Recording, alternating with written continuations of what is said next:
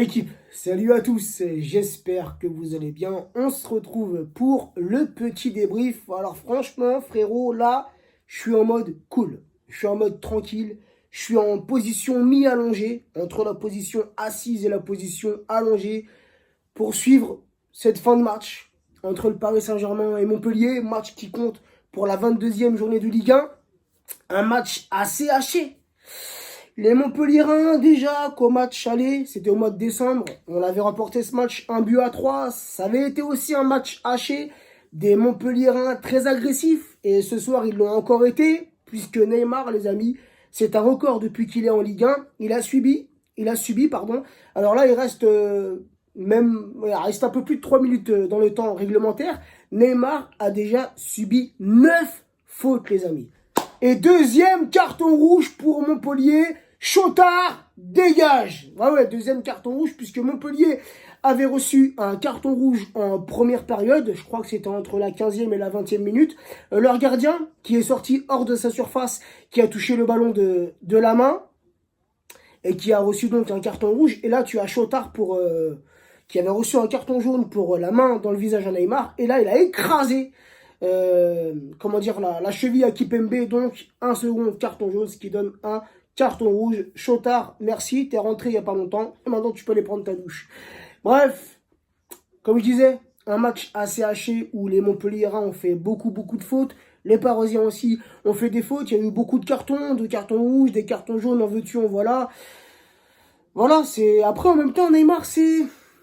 Malheureusement, c'est son jeu. Je dis malheureusement parce que ça peut être dangereux pour lui. On peut le perdre sur une faute. Voilà, il peut se niquer la cheville déjà qu'il a un problème au métatarse. Tu vois, donc c'est pas toujours une bonne chose de provoquer. Mais c'est son jeu. On a l'habitude. Les Montpelliérains ont l'habitude. Un Neymar aime cette équipe de Montpellier, aime Andy Dollar, aime Savanier. Les Montpelliérains, les joueurs qui ont beaucoup trop parlé avant le match, qui ont critiqué. La prochaine fois, fermez vos bouches, pour être poli. Puisque vous ouvrez vos bouches, mais nous, sur le terrain, on fait une boucherie. Tu vois ce que je veux dire? 5-0, frère. C'est une correction, 5-0. C'est une humiliation. Bref, des Paris Saint-Germain, ça y est, je commence à me perdre. Des Parisiens qui ont fait un bon match ce soir, qui ont fait un bon match, qui sont restés concentrés pendant 90 minutes. À 3-0 en première mi-temps, tu peux te dire que nos Parisiens vont avoir un peu de relâchement en seconde mi-temps, tu vois, puisqu'il y a d'autres matchs qui arrivent avant Dortmund, mais non, en seconde mi-temps, la même chose, avec la même combativité, avec la même intensité, et ça, j'aime. C'est pas on s'arrête à 3-0, Cavani, mon gars, pour le 6e, en direct, son 199e but, les amis, il le mettra, son 200e, il le mettra. Alors oui, Cavani qui finalement... Ah, apparemment, attendez, on va voir si le but est vraiment validé. On sait jamais maintenant, frère, avec les arbitres de tous qui lèvent leur drapeau 10 minutes après, on sait plus. Moi, sur ce que je vois, il n'est pas hors jeu. À moins que j'ai besoin de lunettes. Mais au départ du ballon, il ne m'a pas l'air hors jeu. Di Maria. Di Maria qui a marqué ce soir. Di Maria passeur. Sur Snap, j'ai dit Di Maria quand il a marqué. J'ai dit Di Maria le joueur le plus décisif. Non, c'est le joueur le plus utilisé que je voulais dire. Je me suis un petit peu emmêlé les pinceaux. On attend la validation. Ah, je trouve ça chiant à force, frère, tu vois. C'est... Oh, si il est hors jeu, frère. Ah, le but est refusé, les amis. Le but est refusé. Cavani hors jeu du bras. Sur ce qu'on a vu sur le ralenti. Hors jeu du bras. Ah, c'est dommage. C'est dommage. Cavani, voilà, avec ce qui s'est passé là pendant le mercato hivernal. Cavani qui devait... Le match est fini, les amis. Le Paris Saint-Germain s'impose 5-0. C'est dommage pour Cavani, voilà, comme je viens de le dire, avec ce qui s'est passé cet hiver. Cavani qui devait partir, c'était quasiment fait. Et puis au final, Leonardo a refusé l'offre de l'Atlético. Donc Cavani qui va honorer son contrat jusqu'à la fin de saison. Et bon, Cavani, j'en ai déjà parlé, les amis, j'ai déjà donné mon point de vue. Je suis ni un pro, ni un anti. Je ne vais pas l'idolâtrer, mais je ne vais pas non plus l'insulter. Bref, après, chacun fait ce qu'il veut, je m'en bats les couilles. Mais voilà, il reste jusqu'à la fin de son contrat. Il reste encore quelques mois avant avant la fin de son contrat, donc il faut le faire jouer. Voilà, Tuchel, il n'a pas d'autre choix. Et ce soir, je trouve que Tuchel a très bien géré l'effectif parisien. On va revenir sur la compo, la compo, des fois j'ai du mal à parler frère. La compo parisienne, donc le 4-2-4 avec Navas dans la cage parisienne, Meunier, latéral droit, Kurzawa, latéral gauche. La charnière, c'est celle que je voulais voir, Kouassi associé à Kipembe. Alors oui, ce soir, nos deux défenseurs centraux ont fait un très bon match, de très bonnes interceptions, de très bonnes récupérations de balles, mais en même temps, Montpellier, le premier tir cadré de Montpellier ce soir, c'était à la 81e minute. Même Navas, il s'est fait chier, tu vois.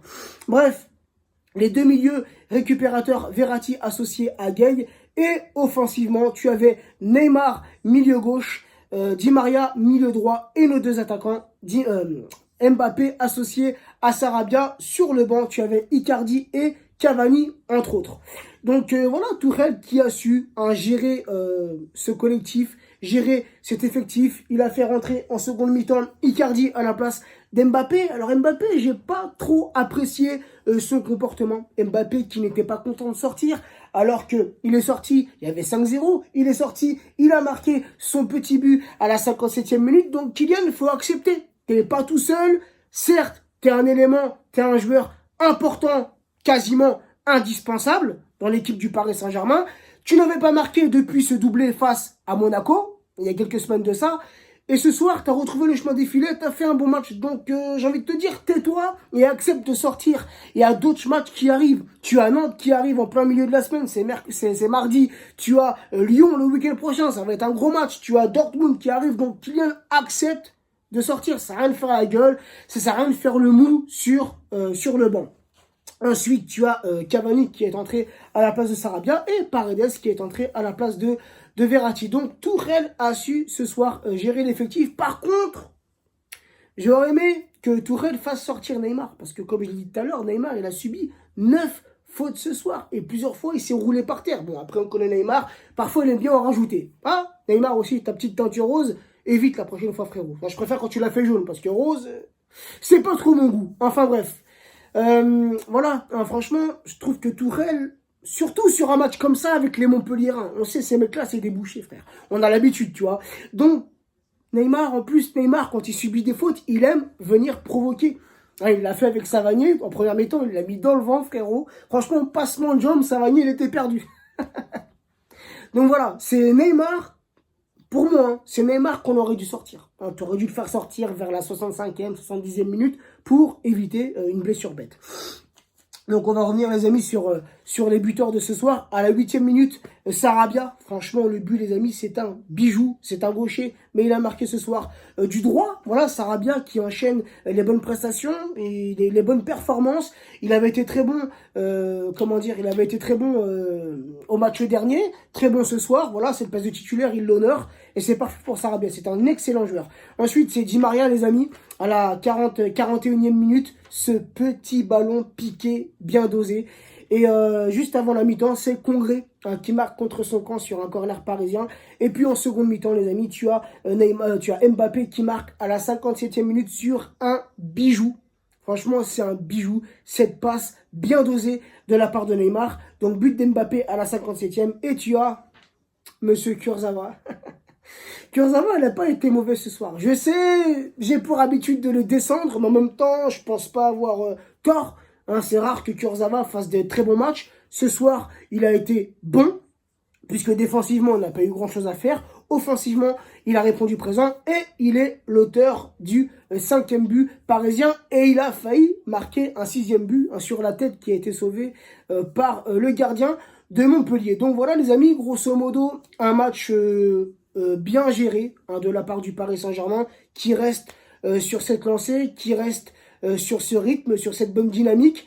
Et c'est positif les amis, franchement c'est positif. Dortmund ça approche, c'est dans quelques semaines et vivement Dortmund, car là oui c'est bien beau, la Ligue 1, la Coupe de France, bon la Coupe de la Ligue, on est en finale contre les Lyonnais, donc c'est bien beau, c'est bien joli. Mais je commence à m'impatienter, frérot. Je commence à m'impatienter. La Ligue des Champions, vite, qu'on retrouve cette émotion particulière, c'est que la pression, que la tension monte. Tu vois ce que je veux dire? Bref, Donc voilà, il n'y a pas plus de choses à rajouter les amis. Un bon match du Paris Saint-Germain. Tourelle qui a bien géré son effectif. Icardi qui est rentré en cours de jeu, qui n'a encore une fois pas marqué. Bref, Cavani aussi qui est entré. C'est bon, hein, c'est bon pour voilà, c'est bon pour le moral. Voilà les amis, sur ce, prenez soin de vous, prenez soin des vôtres et à très vite. Ciao les gars.